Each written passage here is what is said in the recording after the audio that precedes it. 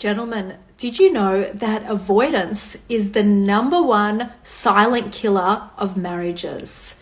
And being an avoidant man in a relationship usually looks something like being present with your wife, but mentally or emotionally checking out, staying late at work or staying late at the office too frequently, going for dinner with your wife, but being on the phone, or talking about the tasks or the business or day-to-day activities and not actually connecting.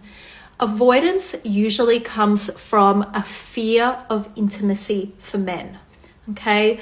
And this is actually not your fault. Avoidance is a biological survival instinct for men. It helps you actually rebuild your hormones after a hard day's work. You just want to switch off, but it is the silent killer of marriage. Ho, ho, ho! Fiction can be fun. Well, there, Colleen, I beg to differ. This gorilla's gonna say that the silent killer of marriage, in my opinion, is women's emotions.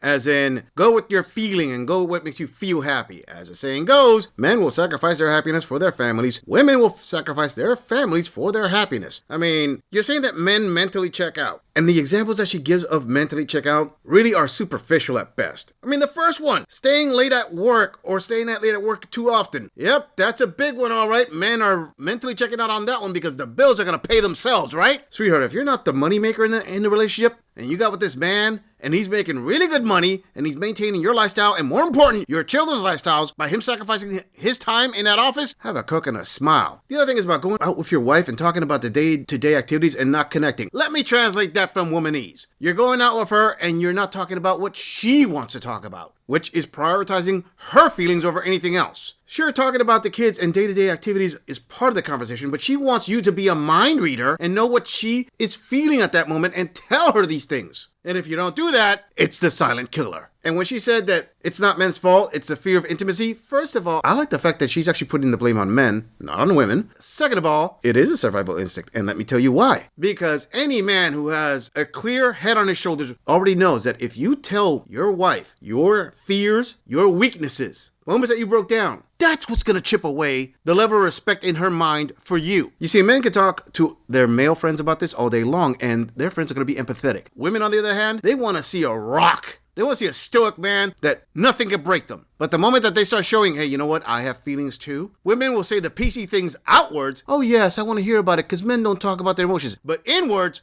no. Inwards, they're going to be like, OMG, I feel like I'm married to another woman. And then that's when they start getting the other ideas of the grass is greener on the other side. Maybe I should divorce and find my happiness. And I say, when women look out at the pastures far away from their marriages and long-term relationships, they have to ask themselves, what keeps the grass green? Box wine and kittens.